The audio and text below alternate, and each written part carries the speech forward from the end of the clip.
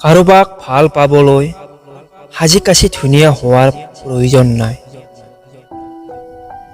যিয়ে তোমাক সঁচাকৈ ভাল পাব, তেওঁৰ ওচৰত হাজাৰজন থাকিলেও তেওঁ কেৱল তোমাকেই বিচাৰিব। অভিমান কাৰ ওপৰতনো কৰিম, তুমিচোন নাই কাষত। তুমি মোৰ প্ৰাণতকৈ প্ৰিয় আছিলা।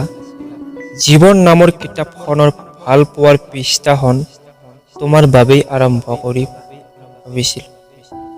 তোমাকে শেষ কৰিম, কিন্তু তোমাৰ বাবে মই এতিয়া মাথো অতীত। দুখৰ দিন আঁতৰি যাব, অলপ ধৈৰ্য ধৰা। মানুহে পৰিস্থিতিক সলনি কৰিব নোৱাৰিলেও পৰিস্থিতিয়ে মানুহক সলনি কৰি পেলায়।